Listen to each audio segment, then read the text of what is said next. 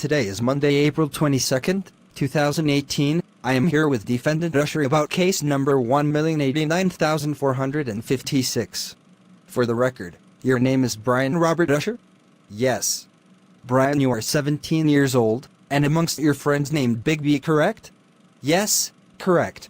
Now Brian, you have agreed to give a full statement on the criminal act of robbery committed on Friday, April 13th, 2018, correct? Yes, correct.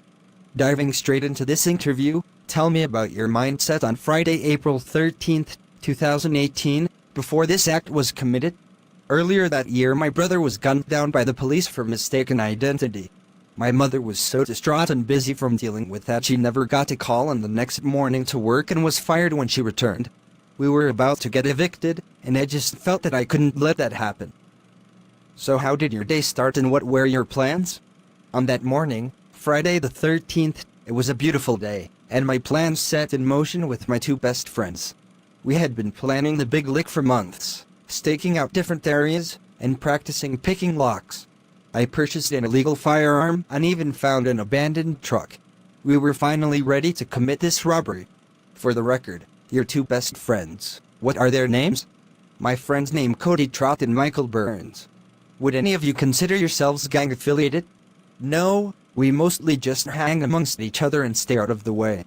What was each person's role in pulling off this crime? Myself and Cody were to break in, and Michael was the getaway driver. How did you know when to make this score? Honestly, we did an excellent job with the stakeout, which involved us watching the house all day once we picked the one that we wanted. The family lived pretty regular, predictable, everyday lives, so it wasn't hard to study them. We realized our time frame, and noticed that the mom always leaves the windows ajar. We then picked a day and hoped for the best. So what exactly took place during the robbery? Well, remember Mr. Usher that this only works if you are honest. I know, man. Okay, so what took place during the robbery? We pulled the truck right into the driveway. Cody and I walked around the back, where the window's also ajar. We climbed in the window, and started to offload the house. We started upstairs, and were about to start clearing out the downstairs when we started to hear sirens. Okay, so what happened next? I'll get there if you stop interrupting me. Damn. There is no need to get upset, Mr. Usher. You may continue. We figured it couldn't possibly be us because the alarm wasn't activated. Cody had his eyes on that 62 smart television and did not want to leave without it. I didn't realize that I had left the door open and someone came running into the house with a mask on. The masked man startled myself and Cody, and I heard Michael tooting like a madman outside. At that point I just knew it was over for us. The police came running in, and the masked man ran right out of the back door.